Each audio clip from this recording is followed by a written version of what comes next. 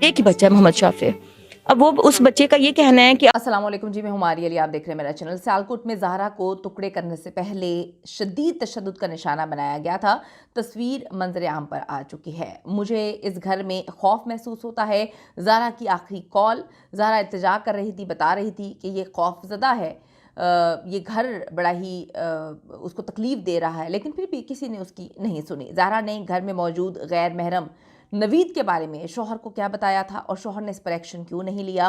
कदीर बहुत कुछ जानता है, उसकी खामोशी हमें बहुत जो है चीज़ों के बारे में बता रही है कि कुछ ऐसा है जो मज़ीद खौफनाक है। जो ये बोलेगा तो हर चीज़ सामने आ जाएगी। उसकी खामोशी हमें बहुत चुभ रही है। ज़हरा के मेके ने अब सवाल उठाना शुरू कर दिए हैं।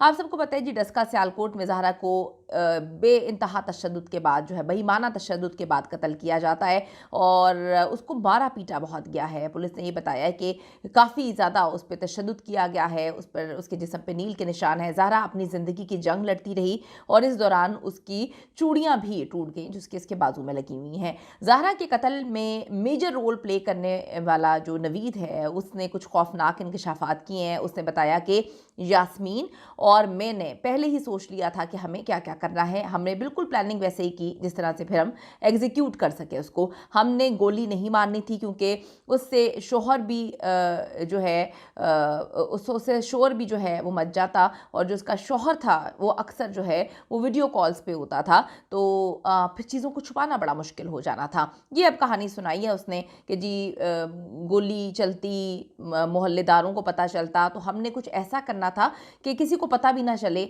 और हमारा काम भी जो है वो हो जाए।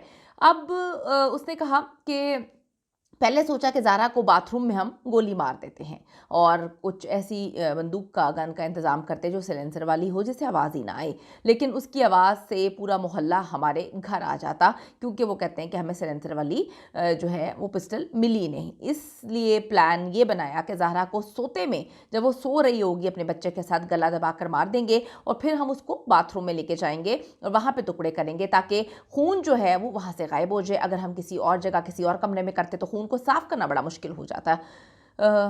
इसीलिए हमने बाथरूम का इंतखाब किया। ये इंसान की बात हो रही है, मतलब मुझे समझ नहीं आती कि बोलते हुए सोचते हुए इतनी तकलीफ़ हो रही है, तो ये इन्होंने कर कैसे लिया है किसी इंसान के साथ। तो वो कहते हैं जी, बाथरूम में हमने उसके टुकड़े किए ताकि खून जो है वहाँ से आराम से बह जाए। नवीद के मुताबिक नंद यास्मीन को ज़हरा पर शदीद गुस्सा था, वो उससे नफ़रत भी करती थी। उसने कहा कि इसका चेहरा भी जलाना है क्योंकि मैं जो है जीते जी तो इसके चेहरे पर चपेड़े नहीं मार सकी, तो मैं अब चाहती हूँ कि इसके चेहरे को इस काबिल ही ना रहने दिया जाए क्योंकि मेरा भाई बोलता था ये बड़ी खूबसूरत है, सारे मोहल्ले वाले सारे इलाके वाले इसको खूबसूरत खूबसूरत बोलते थे, तो मैं इसके चेहरे को जलता हुआ देखना चाहती हूँ। ज़हरा की सास सुगरा स्पेशल जाके गैस सिलेंडर भरवा कर लाई और हमने, वो कहते हैं, सर काटने के बाद छत पर जाकर उसका चेहरा जलाया। पुलिस अभी तक जी चालान में ये नहीं लिख पाई कि गला दबाकर कत्ल किसने किया है। अब ज़ारा के साथ सुगरा का कहना है कि यास्मीन ने टांगें पकड़ी थी, नवीद ने बाजू पकड़े थे और मैंने गला दबाया था, लेकिन पुलिस का मानना है कि गला दबाने का काम जो है वो नवीद ने किया था, यानी कि नवीद ने मारा है। ज़ारा ने जिस तरह से मज़ामत की उससे लगता है कि गला नवीद ने ही जो है वो दबाया होगा। पुलिस के मुताबिक ज़ारा को शक हो गया था कि कुछ गलत होने वाला है और इसकी वजह थी घर में नवीद की मौजूदगी। घर में इतने टाइम से नवीद रह रहा था, लेकिन बड़ी मिस्टीरियस बात है कि घर के बेटे को इस पे मिस्टीरियस अजीब ही नहीं लगा, उसको कुछ अलग नहीं लग रहा था। जवान बहनों का घर है। ज़ारा ने इस बात का इजहार अपने शौहर कदीर हसन और वालिद शब्बीर से भी किया था। इसके बाद कदीर और उसकी वालदा के दरमियान नवीद को लेकर क्या बात हुई और कैसे जो है उनको मुतमईन किया गया, ये बहुत अहम सवाल है क्योंकि आप देखें कि यही नवीद बाद में ज़हरा के टुकड़े करता रहा। बड़े सुकून से इसने टुकड़े किए हैं, बड़े सुकून से इसने कत्ल किया है। ज़हरा की लाश को बाथरूम में इन लोगों ने जो है काटा है। इन्होंने ज़हरा को पहले मार दिया, उसके बाद बाथरूम में उसकी लाश को शिफ्ट किया। बड़े सुकून से ये सारे काम करते रहे हैं। खून का इनका आप दिमाग चेक करें, ये कोई आदी मुजरिमान लगते हैं, ये कोई आदी क्रिमिनल्स हैं जो इससे पहले भी ऐसे लगता है कि मुतादिद जो है ये कत्ल कर चुके हैं। इनका आप दिमाग का लेवल चेक करें कि इनका शातिराना दिमाग कि इन्होंने बॉडी को कट कहाँ पे किया, बाथरूम में। अगर कहीं और करते तो खून के निशानात आते, दीवारों पे लग सकते थे, ज़मीन पे खून साफ ना होता। इन्होंने जी बाथरूम का इंतखाब किया, वहाँ पर पानी बाद में चला दिया, तो एक एक चीज़ जो है ज़र्रा तक खून का फिर वहाँ से चला गया। अब इन्होंने फोरेंसिक टीम को वहाँ खून के ज़रात मिल गए हैं और ये कंफर्म कर दिया फोरेंसिक टीम ने कि वहीं पर उसकी बॉडी को काटा गया है। काटने के बाद ज़हरा के जिस्म के टुकड़े प्लास्टिक बैग्स में इन्होंने डाले और फिर ये बैग जो है छत के रास्ते घर के पीछे फेंक दिए। प्लास्टिक बैग का इंतखाब इसलिए इन्होंने किया था कि खून जो है वो बोरी में ना निकलना शुरू हो जाए, खून रिसनाना शुरू हो जाए। इनका दिमाग आप चेक करें।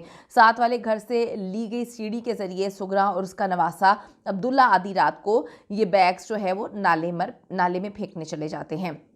मासूम ज़ारा के छोटे छोटे टुकड़े करके गायब कर दिया गया और किसी को पता ही नहीं चला कि ज़ारा के साथ हुआ क्या है। अल्लाह का करना ये हुआ कि ये मामलात खुल गए, वरना उस बेचारी की तो तदफीन तक इन्होंने जो है नहीं होने दी।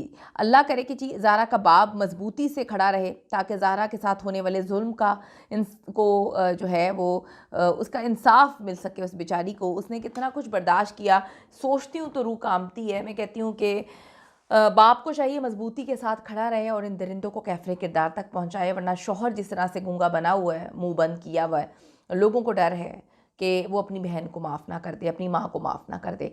मजबूती से ही खड़े रहें क्योंकि आगे चीज़ें मुश्किल हो जाएंगी। ये बड़े दरिंदे लोग हैं और हम चाहते हैं कि ज़ारा को हर हाल में इंसाफ मिले। कमेंट सेक्शन में जाके अपनी कीमती राय ज़रूर दीजिएगा कि ज़ारा के साथ जो हुआ वो किसी और के साथ ना हो, उसके लिए उनके वालिदैन की आवाज़ बने और उनके साथ खड़े रहें।